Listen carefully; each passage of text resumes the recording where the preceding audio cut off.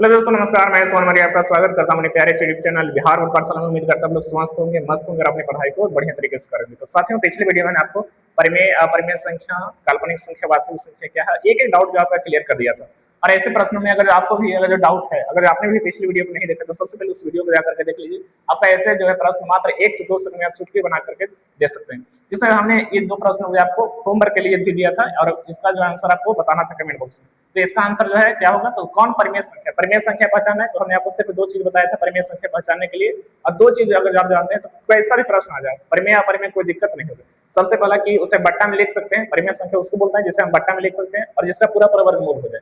यहाँ पर पाई क्या है, तो पाई एक अपरिमेय संख्या क्यों है, पिछले वीडियो में मैंने आपको बता दिया था डिटेल से। 144 जो है किसका स्क्वायर होता है, 12 का होता है। और ये जो है जिसका पूरा पूरा वर्गमूल होता है, जिसका परफेक्ट स्क्वायर होता है, जो परफेक्ट स्क्वायर होता है उसे बोलते हैं परिमेय संख्या। तो ऑप्शन नंबर बी हो जाएगा। यह अपरिमेय संख्या क्यों हो गया, क्योंकि यहाँ एक अपरिमेय दिख रहा है तो पूरा का पूरा अपरिमेय, यहाँ भी एक अपरिमेय तो पूरा का पूरा अपरिमेय हो जाएगा। कौन अपरिमेय संख्या, इसमें अपरिमेय पहचाना है तो 16 जो है 4 का स्क्वायर होता है, यानी कि रूट 16 जो है पूरा पूरा परफेक्ट स्क्वायर है। उसके बाद रूट 7 में 7 कैसे का स्क्वायर नहीं होता है, 7 का स्क्वायर 49 होता है, लेकिन 7 कैसे का स्क्वायर नहीं होता है, इसलिए यही जो है अपरिमेय संख्या है। रूट 100 का मतलब होता है 10, और ये यानी कि ये जो परफेक्ट स्क्वायर हो गए थे तो परिमेय संख्या हो जाएगा। इसमें रूट 2 से रूट 2 कैंसिल हो जाएगा तो बच जाएगा 2। 2 कैसी संख्या, आप 2 जो है परिमेय संख्या, क्योंकि उसको 2/1 लिख सकते हैं। उम्मीद करते हैं आप लोग को आपने पिछला वीडियो देख लिया। तो आज हम लोग जानेंगे वास्तविक संख्या यानी कि रियल नंबर का एक्सरसाइज 1.1 का ये पहला प्रश्न है कि निम्नलिखित संख्याओं को अभाज्य गुणनखंड के रूप में व्यक्त करें। पहला प्रश्न हमारा 140। तो यहाँ पर देखिए अभाज्य गुणनखंड के रूप में व्यक्त करना है। ये जो है हम लोग बचपन से करते आ रहे हैं, जैसे 16 का और 24 का एलसीएम निकालना है तो कैसे निकालते हैं, ऐसे करके इसको तोड़ते हैं, 8 गुना 4 गुना 2 गुना ऐसे तोड़ते हैं ना। तो ठीक उसी प्रकार यहाँ पर भी हम लोग को समझिए एलसीएम से भी आसान है, 2 को नहीं बस खाली एक ही को तोड़ना है। किसको तोड़ना है, 140 को तोड़ना है। तो आइए तोड़ते हैं। पहला प्रश्न हमारा कि 140 का अभाज्य गुणनखंड के गुणनफलों के रूप में हमको व्यक्त करना है। तो पहला प्रश्न है, पहला का हल है, प्रश्न हमारा दिया हुआ है 140। क्या करना है, 140 को तोड़ना है। 140 को तोड़िए। सबसे पहले 2 बार में लगेगा 70 दूना 140, उसके बाद फिर से 2 बार में 35 दूना 70, फिर से 2 बार में 7 पचे 35। अब यहाँ पर लिखना है हम लोग को 140 का अभाज्य गुणनखंड, 140 का अभाज्य गुणनखंड। अभाज्य गुणनखंड इसका क्या गया है, 2 गुना 2 गुना 2 गुना सॉरी 7 पचे 35, यहाँ पर 5 होगा, मिस्टेक हो गया है, 7 पचे 35, 2 गुना 2 गुना 5 गुना 7। ये हो गया, दो बार आया इसलिए पावर में 2 दे देना है, 5 एक ही बार आया, 7 एक ही बार आया। तो यही हो गया हमारा अभाज्य गुणनखंड के रूप में। आपको जो है इस प्रकार से बनाना है, सबसे पहले उसको तोड़ना है, उसके बाद तोड़ करके जो अभाज्य गुणनखंड है उसको लिखना है कि 140 का अभाज्य गुणनखंड ये आया है। अगर वैसे आप लिखते हैं तो एग्जाम में जब आपको देखेगा कॉपी तो पूरा में से पूरा मार्क्स यहाँ पर आपको मिल जाएगा। दूसरा प्रश्न है हमारा 156। आइए 156 को तोड़ते हैं। दूसरा है 156, 156 को तोड़ना है। सबसे पहले ये पता कैसे चलेगा, 2 बार में लगेगा 3 बार में, तो आपको अंतिम वाला अंक देखना। अंतिम में क्या है, 6 है, 2 से 6 कट जाता है, इसलिए 2 बार में पूरा का पूरा कट जाएगा। देखिए 2 से कटेगा तो 2 सत्ते 14, भागा देंगे तो 2 सत्ते 14 बचेगा 1, 2 8 16 78 गुना। फिर से 2 बार में 39 गुना 78 होता है, फिर से 3 बार में 13 तिया 39 होता है। अब ये नहीं कटेगा तो फिर से क्या करना है, सिंपल हमको लिखना है 156 का अभाज्य गुणनखंड, 156 का अभाज्य गुणनखंड कितना आ गया, 156 का अभाज्य गुणनखंड है 2 गुना 2 गुना 3 गुना 13, 2 गुना 2 गुना 3 गुना 13। अब यहाँ पर हम लोग देखते हैं क्या कि 2 जो है 2 बार आ गया, देखिए 2 2 बार आया तो पावर में दे देना है 2 बार, गुना में 3 और गुना में 13, और यही हो जाएगा हमारा आंसर। तीसरा प्रश्न है 5005, इसको मिटा देते हैं, जगह का कमी है। तीसरा प्रश्न हमारा है, तीसरा प्रश्न को हम करते हैं। तीसरा है 3825, इसका अभाज्य गुणनखंड निकालना है, तो इसको तोड़ते हैं। अब पता कैसे चलेगा कि 2 बार में कटेगा, 3 बार में कि 5 बार में। 5 बार में तो कटेगा ही कटेगा, लेकिन हम लोग पहले कोशिश करते हैं कि 2 बार में कटेगा। 2 बार में नहीं कटेगा तो 3 बार में देखेंगे, 3 बार में नहीं कटेगा तो 5 बार में। अब यहाँ 5 है, दुक्का पहाड़ा में 5 नहीं आता, इसलिए 2 बार में नहीं कटेगा, ये तो फिक्स है।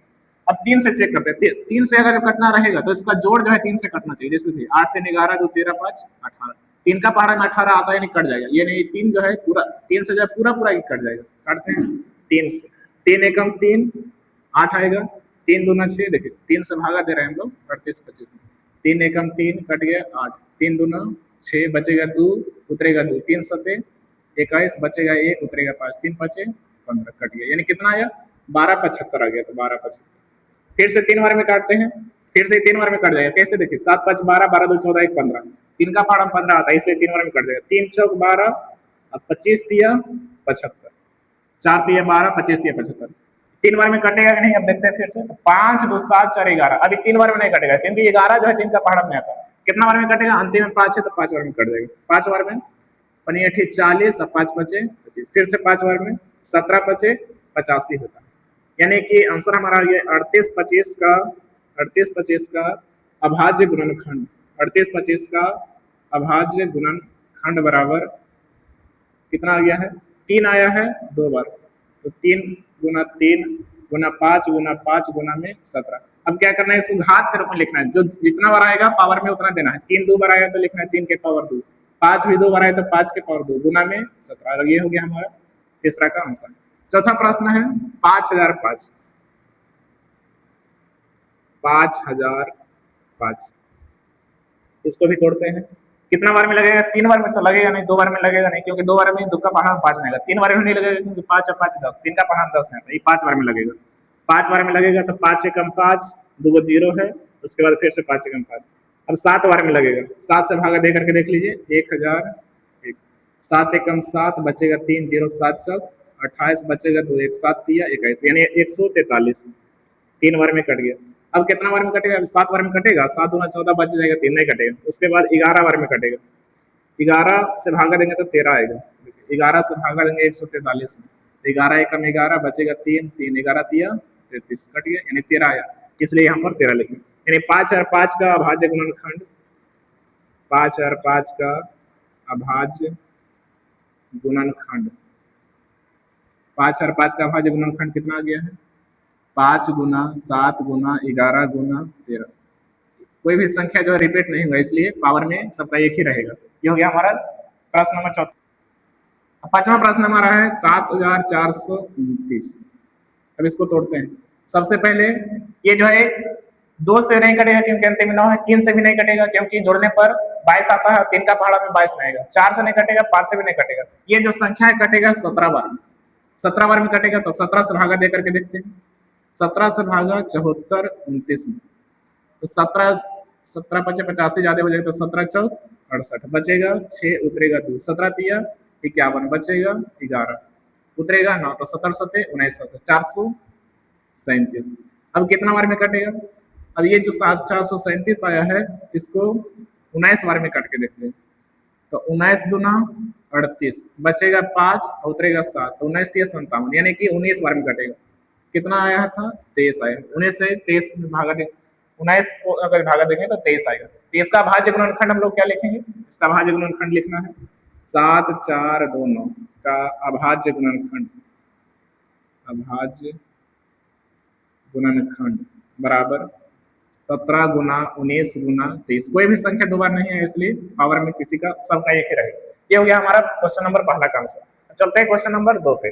दूसरा प्रश्न है हमारा कि पूर्णांकों के निम्नलिखित युग्मों को, युग्म का मतलब होता है जोड़ा, यानी ये जो संख्या दिया हुआ है, ये जो पूर्णांक है, पूर्णांकों का जो जोड़ा है उसका एचसीएफ और एलसीएम ज्ञात करना, यानी कि एचसीएफ और एलसीएम निकालना है, तथा इसकी जांच कीजिए कि दो संख्याओं का गुणनफल एचसीएफ गुना एलसीएम होता है। यानी सबसे पहले हमारा काम है कि एचसीएफ और एलसीएम निकालना है, उसके बाद जांच करना है कि एचसीएफ में एलसीएम को गुना करेंगे तो पहला संख्या गुना, यानी जैसे ये दोनों संख्या को जो गुना करेंगे वो और एचसीएफ और एलसीएम को जो गुना करेंगे दोनों जो है बराबर आएगा।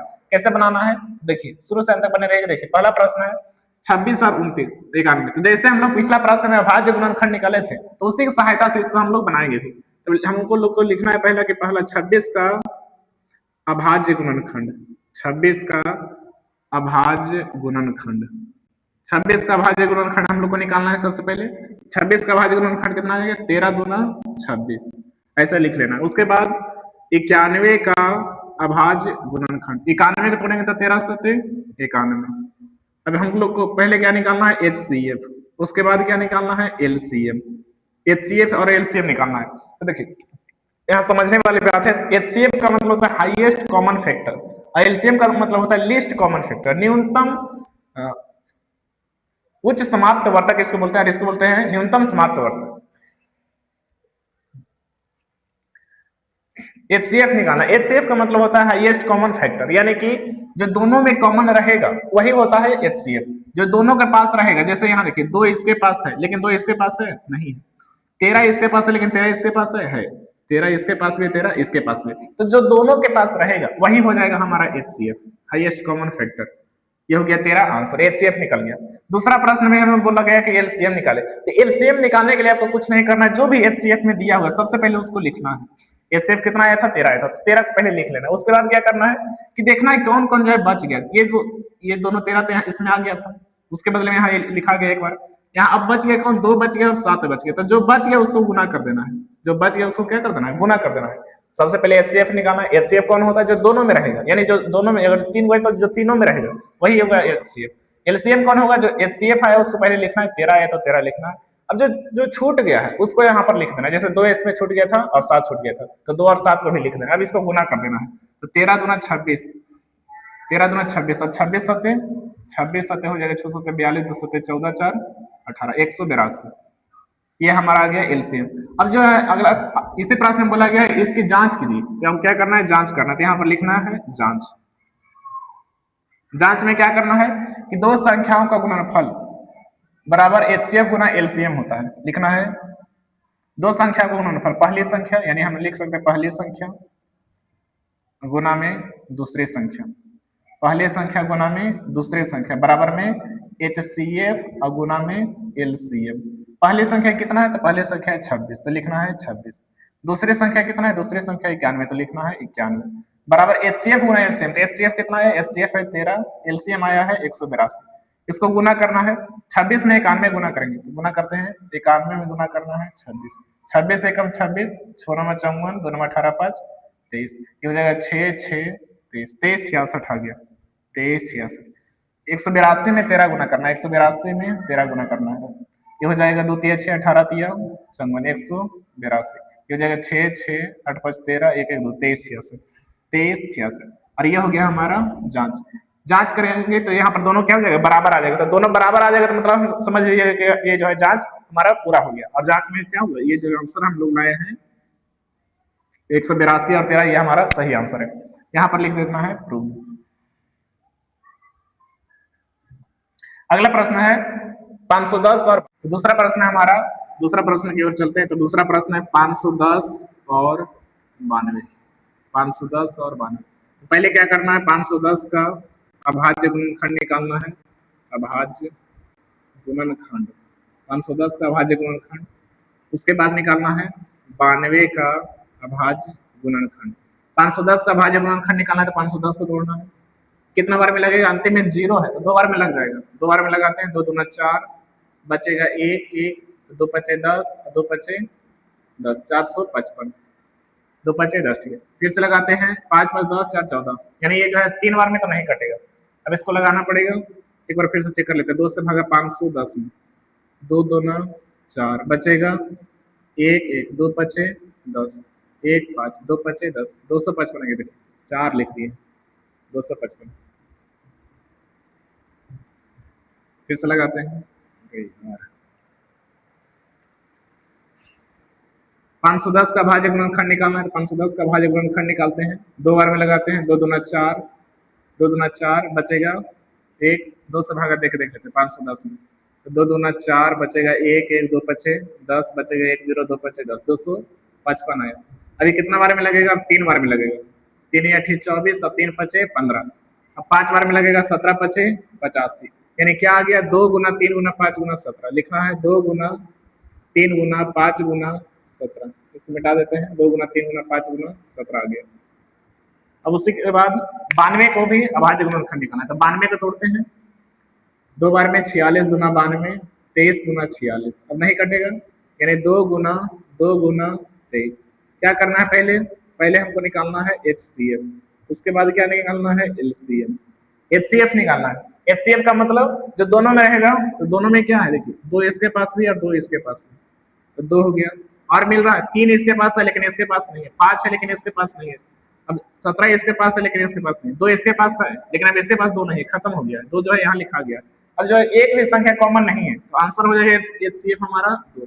दूसरा प्रश्न LCM। LCM निकालने के लिए क्या करना है, जो भी HCF है उसको पहले लिखना है, उसके बाद जो बच गया उसको भी शामिल कर देना है। क्या क्या बच गया, इसमें 2 बच गया और 3 बच गया और क्या बच गया है 5 गुना 5, उसके बाद 17 और उसके बाद 23, सभी को शामिल करना है, इसको गुना करना है। तो 2 दूना 4, 4 तिया 12, 12 बचे 60, 60 में गुना करना है 17, तो 60 में 17 गुना करेंगे तो कितना हो जाएगा, 60 में गुना करना है 17, तो 17 छक होता है 2 तल से यानी 102 और फिर गुना करना है 23, 23 में 23 गुना करते हैं, ये हो जाएगा 0, 4 तिया 12, सॉरी 2 तिया 6 और 0 में 3 गुना करेंगे तो 0 और 3 में गुना करेंगे तो 3, 2 से गुना करते हैं तो 0 में 2 गुना करेंगे तो 0, 2 दूना 4, ये फिर से हो जाएगा 0 और 2 एकम 2, यानी 0, 6, 4, 3, 2, कितना आ गया 23,460, ये आ गया हमारा एलसीएम। अब क्या करना है, जांच करना है, तो जांच करना है तो यहाँ पर सिंपल लिखना है जांच।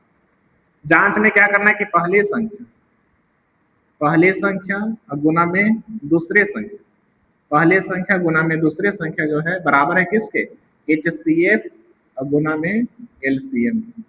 तो देखिए पहली संख्या कितना है, पहली संख्या है 510, तो लिखना है 510, दूसरी संख्या कितना है 92, तो लिखना है 92, बराबर में HCF कितना आया 2, LCM कितना आया है 23,460, इसको गुना करेंगे तो इसको गुना करेंगे तो आ जाएगा दोनों बराबर ही आएगा, क्योंकि अगर सही बनाए तो बराबर ही आता है, तो इसको हम गुना कर लेते हैं, आसान होगा, पहले इसको गुना करना, 23 इसमें 2 गुना करेंगे तो 0 में 2 गुना करेंगे तो 0, 6 दूना 12, 4 दूना 8, 1 9 और 23 दूना 46, अब इसको भी गुना करेंगे तो उतना ही आएगा 46, 9, 2, 0, दोनों क्या हो गया बराबर हो गया, ये हो गया जांच। अब चलते हैं हमारा क्वेश्चन नंबर तीसरा, 336 और 154।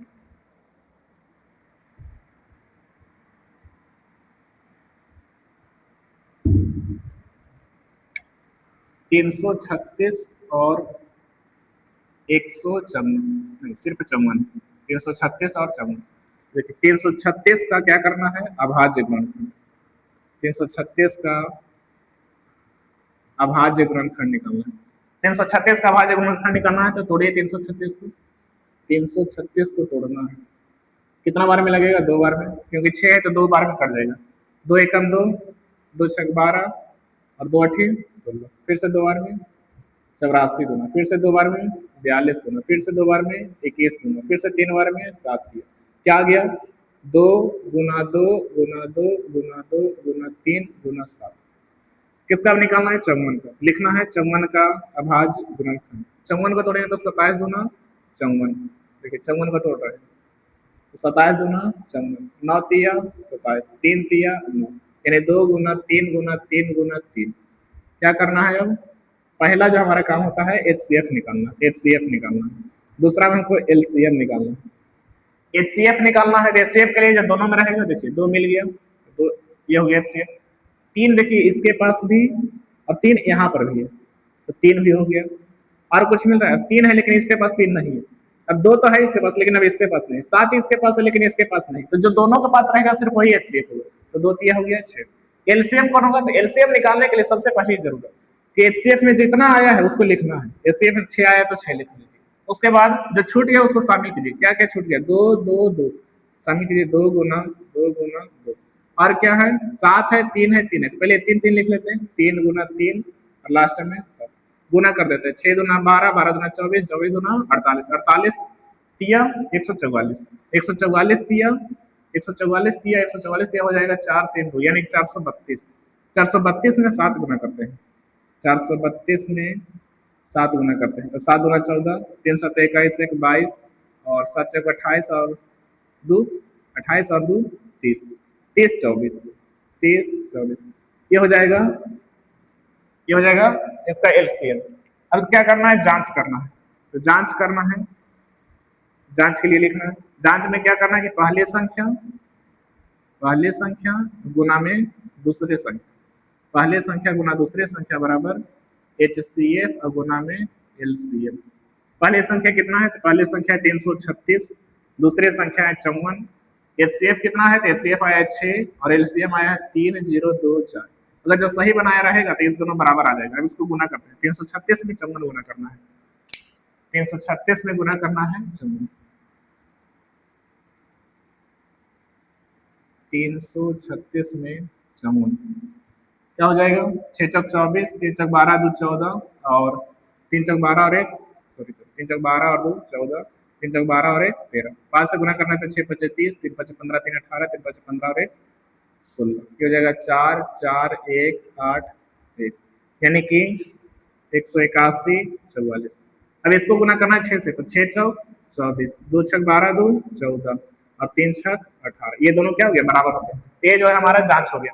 अब चलते हैं क्वेश्चन नंबर 3 पर। तीसरा प्रश्न है हमारा कि अभाज्य गुणनखंड विधि द्वारा, यानी कि जैसे हम लोग पीछे बनाते आ रहे थे, अभाज्य गुणनखंड विधि द्वारा निम्नलिखित पूर्णांकों के एचसीएफ और एलसीएम ज्ञात करें। ये जो है पिछला प्रश्न है, इससे भी आसान होगा क्योंकि उसमें जो हम लोग को जांच करना पड़ रहा था, इसमें जांच नहीं करना है, सिर्फ एचसीएफ और एलसीएम को ज्ञात करना है। तो देखिए जैसे बना रहे थे वैसे बनाना है। लिखना है क्या कि सबसे पहले इसमें देखिए 3 संख्या 12 है 15 और 21, लिखना है 12 का अभाज्य गुणनखंड, 12 का अभाज्य गुणनखंड, यानी 12 को ऐसे तोड़ना है, 12 को तोड़ेंगे तो क्या आएगा 6 दूना 12 और 3 दूना 6, यानी कि 2 गुना 3। इसको 1 या 3 भी लिख सकते, लेकिन इसको भी नहीं लिखते क्योंकि सब जो है इसमें कोई सभी जो है अभाज्य संख्या नहीं है। अभाज्य संख्या रहेगा तो लिखना पड़ेगा क्योंकि उसमें कोई जो कॉमन नहीं होता है तो 1 रहता है।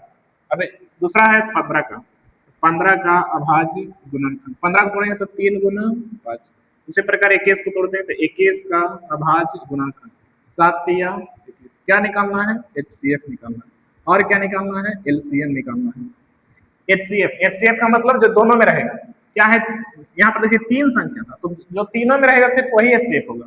तो जो तीनों में है खोजिए उसको, 2 है क्या इसमें 2 है नहीं, 3 है इसमें भी 3 है इसमें भी 3 है, देखिए यहाँ पर भी 3 हो गया, इसमें भी 3 हो गया और इसमें भी 3 हो गया। एचसीएफ हमारा हो गया 3। क्या और कुछ मिल रहा है नहीं मिल रहा है, 5 नहीं मिल रहा है, 7 भी नहीं मिल रहा है, तो खाली आंसर हो जाएगा एचसीएफ में 3। एलसीएम निकालना है, एलसीएम निकालने के पहला क्या करना है कि जो एचसीएफ दिया है उसको लिख लेना है, 3 आए तो 3 गुना में। अब जो छूट गया है उसको शामिल करना है, तो क्या क्या छूट गया 2 2 5 7। अगर जो एलसीएम में क्या होता है कि अगर दो में मिलेगा तो उसको शामिल करना पड़ेगा। हो सकता है अगला प्रश्न मिलेगा इसमें तो एक भी नहीं मिल रहा है तो इसको शामिल करना है। 2 गुना 5 गुना 7 गुना कीजिए इसमें, 2 तिया 6 2 तिया 6 6 गुना 12 5 60, 60 में 7 गुना करेंगे तो 420। ये हो गया एलसीएम और ये हो गया एचसीएफ। दूसरा प्रश्न पर चलते हैं। दूसरा प्रश्न है 17 23 और 29, इसको भी यहीं पर बना देते हैं। दूसरा प्रश्न है 17 23 और 29, तो लिखना है 17 का अभाज्य गुणनखंड, 17 का अभाज्य गुणनखंड। 17 को तोड़ते हैं, उसके बाद 23 का निकालना है अभाज्य गुणनखंड, उसके बाद 29 का अभाज्य गुणनखंड। तो 17 23 और 29 तीनों के तीनों जो है अभाज्य संख्या, जो कि किसी से विभाज्य नहीं होता है, सिर्फ 1 से कटेगा। जैसे 17 है तो 17 जो किसी से नहीं कटेगा तो इसको हम लिख सकते हैं 17 एकम 17, एक बार में कम से कम कटेगा नहीं, इसको लिख देते हैं 17 गुना 1। 29 23 में नहीं कटेगा तो 23 को भी लिख देते हैं 23 गुना 1। 29 में नहीं कटेगा तो 29 गुना में 1। अब क्या निकालना है एचसीएफ निकालना है पहले, उसके बाद क्या निकालना है, उसके बाद एलसीएफ निकालना है। एचसीएफ का मतलब जो तीनों में रहेगा, तो क्या है तीनों में 17 23 29 ये सब नहीं है, एक जो है तीनों के पास है, देखिए एक जो है तीनों के पास है, तो एक हो जाएगा एचसीएफ। एलसीएम क्या होगा, एलसीएम जो है जो एक आया है उसको तो लिखना ही है, फिर जो छूट गया उसको भी शामिल करना है। 17 गुना 23 गुना 29, 17 गुना 23 गुना 29। अब इसको गुना करना पड़ेगा, तो गुना करते हैं 17 में 23 गुना करना है, 17 में 23 तो 17 तिया 51, 17 गुना 34 1 9 3 391 है, गुना करना है 29, 1 9 9 9 9 81 3 9 27 और 8 35। उसके बाद 2 से गुना करना है तो 2 एकम 2 9 दूना 18 3 दूना 6 और 1 7, जोड़ देते हैं इसको 9 3 8 5 13 7 3 10 और 1 11, कितना आ गया 11 33 9। ये हो गया एलसीएम और ये हो गया एचसीएफ। तीसरा प्रश्न पर चलते हैं। तीसरा प्रश्न क्या है 8 9 और 25, यहीं पर बना देते हैं इसको भी। तीसरा 8 9 और 25, पहले 8 का अभाज्य गुणनखंड निकालना है, 8 का अभाज्य गुणनखंड, 8 का अभाज्य गुणनखंड। उसके बाद 9 का निकालना है, उसके बाद निकालना है 25 का अभाज्य गुणनखंड। देखिए 8 का अभाज्य गुणनखंड क्या होगा, तोड़ते हैं तो 2 दूना 4, 8 को तोड़ेंगे तो 4 गुना 8 2 दूना 4, यानी 2 गुना 2 गुना 2।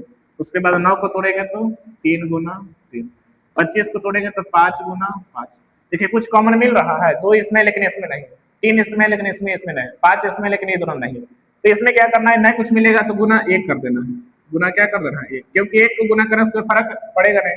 1 को गुना करेंगे तो एचसीएफ हो जाएगा, एचसीएफ हो जाएगा 1, क्योंकि 1 तीनों में। एलसीएम क्या हो जाएगा, एलसीएम हो जाएगा जो एचसीएफ है उसको पहले लिखना है, उसके बाद जो छूट गया है 2 गुना 2 गुना 2 लिखना है, 2 गुना 2 गुना 2, उसके बाद 3 3 है तो 3 गुना 3, उसके बाद 5 गुना 5 है तो 5 गुना 5, सबको गुना करना है।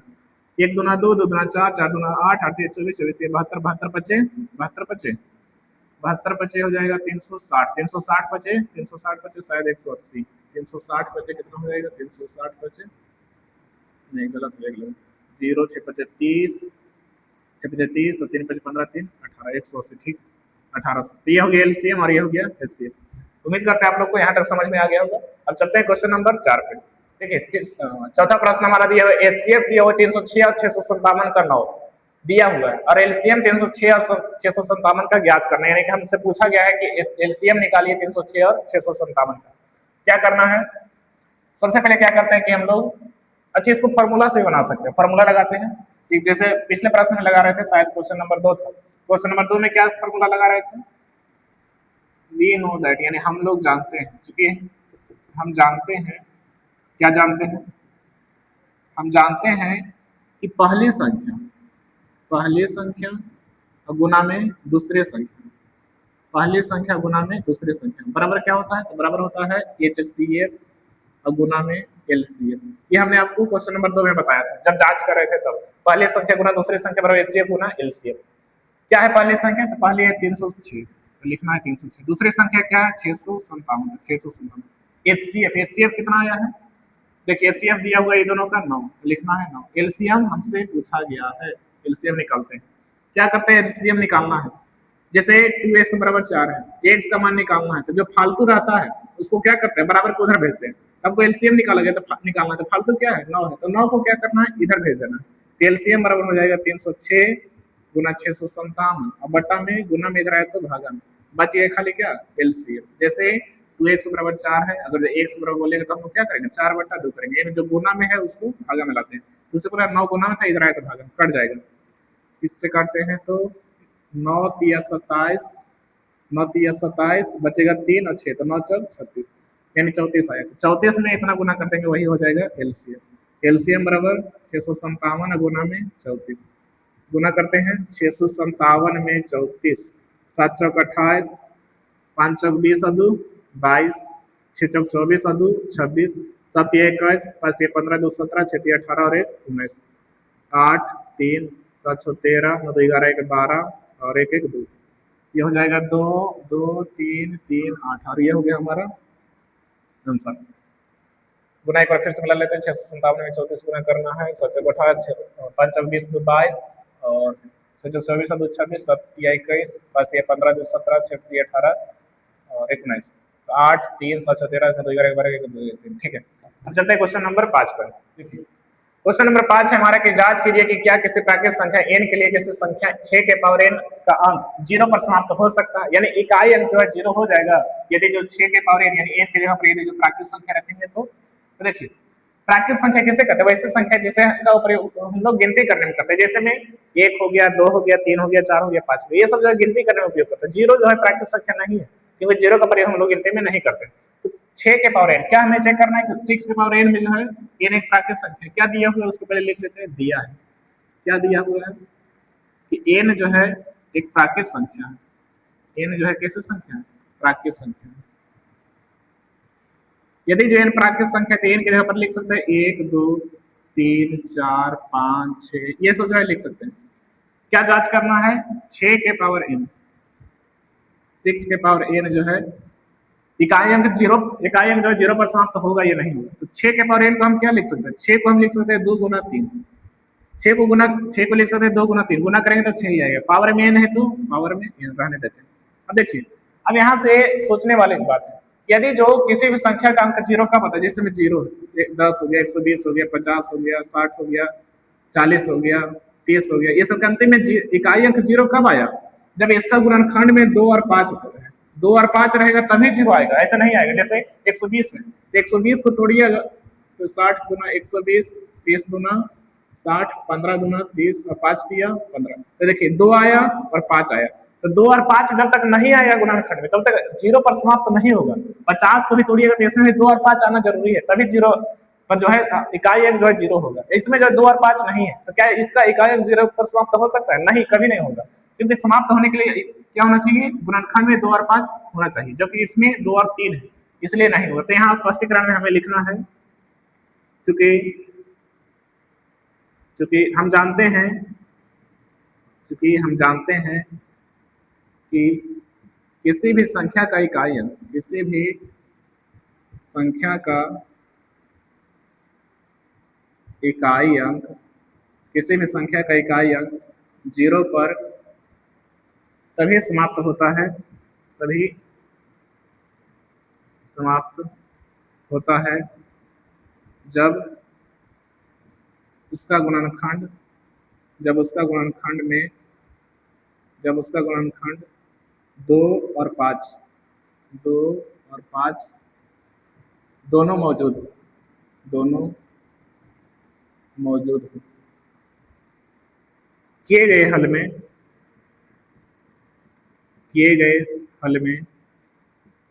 6 के पावर n के मतलब क्या हुआ? 2 गुना 3 के पावर n है। इसलिए 6 पावर n का इकाई अंक कभी भी शून्य नहीं होगा, कभी भी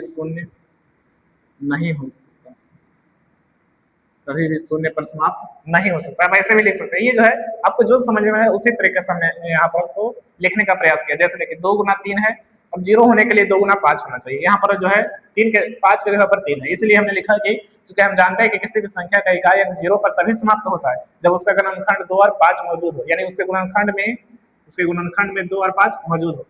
जबकि यहाँ पर हमारे द्वारा जो हल किया गया उसमें प्राप्त होता है कि 6 बराबर लिखा गया है 2 गुना 3, यानी कि 2 और 3 है, इसलिए 6 पावर n का इकाई अंक कभी भी शून्य पर समाप्त नहीं हो सकता है।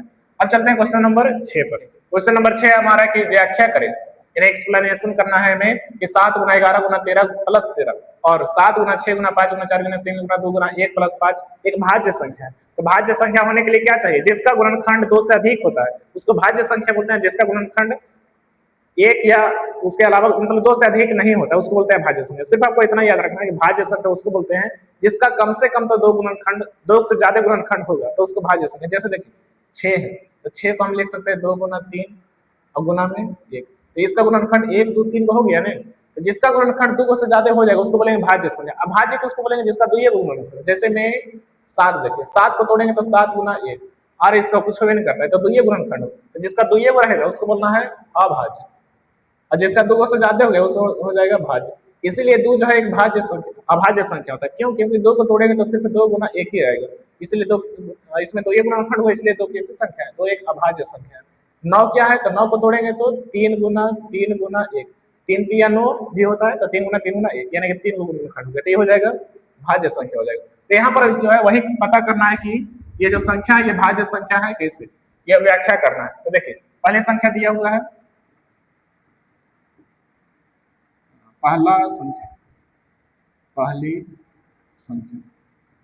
पहली संख्या ज्ञात करते हैं 7 गुना 11 गुना 13 प्लस में 13। प्रश्न मिला लेते हैं, 7 गुना 11 गुना 13 प्लस 13 7 6 5 4 3 2 1 5। ठीक, देखिए इसको गुना करते हैं तो 7 में 11 गुना करेंगे तो 77 और 77 में 13 गुना करना है, 77 में गुना करना है 13, तो 13 में 77 गुना करते हैं तो 91 13 91 1 0 9 1 10 1000। कैसे हम गुना किए? देखिए हमने क्या किया 77 में 13 नहीं गुना करने के बजाय हम 13 में 77 गुना किए। ऐसे गुना करने में क्या होता है? आसानी होता है, क्योंकि जैसे एक बार आप गुना करिएगा 13 से 91 तो फिर वही संख्या, इसलिए उसी को फिर से लिख देंगे तो आसानी हो जाएगा गुना करने में, इसलिए हम ऐसे गुना करते हैं, हो जाएगा 1001। उसके बाद दूसरी संख्या है, यहाँ लिख देते हैं दूसरी संख्या याद करते हैं तो दूसरी संख्या है 7 गुना 6 गुना 5 गुना 4 गुना 3 गुना 2 गुना 1 प्लस में 5 7 6 5 4 3 2 1 1 5 गुना करते हैं 7 6 इधर से गुना करते हैं आसान होगा 2 3 6, ये तो प्लस में, तो इसको नहीं गुना करना है, और इसमें देखिए प्लस में 13 भी था तो ये छूट गया, 13 है तो 13 को जोड़ देते हैं, ये हो जाएगा 1014। अब इसको गुना करते हैं तो 2 1 2 2 3 6 6 24 24 120 120 में गुना करना है 6 तो 120 700 120 12 छक 720, 720 में गुना करना है 7, 720 में गुना करना है 7, तो 0 2 सते 14, 7 सते 49, 49 40। फिर से मिला लेते हैं, 2 2 3 6 6 24 कुछ 120, 120 गुना 6 करेंगे तो 12 छक 72, 720, 720 में 7 गुना करेंगे तो 0 7 14, 7 सते 49, 7 सते 49 और एक 50 होगा, 50 40 और जोड़ना कितना है 5, 5 को जोड़ना है तो ये हो जाएगा 50 45 हो जाएगा। अब अगर जो इसका गुणनखंड निकालते हैं 10 14 का अभाज्य गुणनखंड, 10 14 का गुणनखंड लिखते हैं हम लोग, 10 14 का गुणनखंड, 10 14 का गुणनखंड करेंगे, यदि जो दो से ज्यादा गुणनखंड हो जाएगा तो फिर तो भाज्य हो जाएगा, 2 से कम गुणनखंड नहीं होना चाहिए। तो देखिए तो 2 4 है तो 2 बार में कट जाएगा, 2 5 10 यानी कि 507, 7 5 12 3 बार में ही कट जाएगा, 3 एकम 3 3 6 18 3 9 27, 3 एकम 3 सॉरी गलत हो जाएगा, 3 एकम 3 बचेगा 2 0, 3 6 18 2 7 3 9 27, ठीक है। ये 13 बार में कट जाएगा, 13 गुना 13 यानी कि 2 गुना 3 गुना 13 गुना 13 आया। उसी प्रकार इसको भी तोड़ते हैं, 5 0 4 5 का गुणनखंड 5045 है, 3 बार में कटेगा, 5 4 9 9 5 14 नहीं कटेगा, 5 बार में कटेगा 10 9 1009 बचे, फिर से 5 बार में तो नहीं कटेगा, ये कटेगा 10 बार में नहीं कटेगा, 1009 1009 जो है 9 1 10, 7 बार में देखते हैं तो 7 से भागा 1009 में 7 एकम 7 बचेगा 3 0 7 चौक 28 बचेगा 2 और उतरेगा 9 में, 7 बार में नहीं कटेगा, 11 बार में 11 9 99 नहीं कटेगा, 5 गुना 1009 ये लगता है नहीं कटेगा, 19 से 19 पचे 95 5 9 नहीं कटेगा, तो इसका जो है ऐसा ही पता चल रहा है 5 गुना कितना होगा, एक बार में तो कम से कम कटेगा ना, अगर 1009 है जैसा 7 है, 7 केसेस नहीं कट रहा है तो एक बार में तो कटेगा नहीं, तो उसी प्रकार इसको भी हम एक बार में काट देते हैं, 1009 1009 अब गुना में 1, तो इसका भी देखिए 3 गुणनखंड हो गया, 2 से ज्यादा गुणनखंड हो गया ना, और इसका भी 2 से ज्यादा गुणनखंड हो गया, तो जिसका 2 से ज्यादा गुणनखंड होता है उसको क्या बोलते हैं भाज्य संख्या। यहाँ पर लिखना है अतः 7 गुना 11 गुना 13 प्लस 15 और 7 6 5 4 3 2 1 प्लस में 5 का 2 से अधिक गुणनखंड प्राप्त हुए, 2 से अधिक गुणनखंड है, इसलिए यह एक भाज्य संख्या होगा,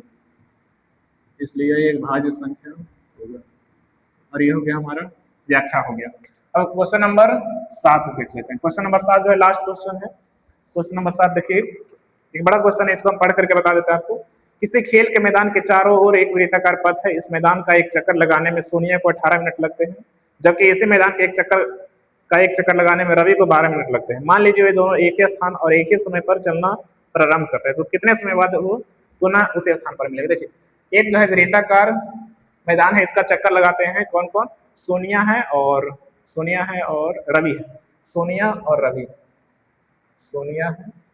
रवि दोनों जो है यहाँ से मान लीजिए शुरू करते हैं, इस बिंदु का हम मान लेते हैं, यहाँ से शुरू करते हैं चक्कर लगाना। सोनिया जो है चक्कर लगा देती है कितना समय में, 18 मिनट में, सोनिया को एक चक्कर लगाने में 18 मिनट लग रहा है। वहीं रवि को कितना लग रहा है, रवि जब एक चक्कर लगाता है यहीं से तो उसको 12 मिनट लग जाता है।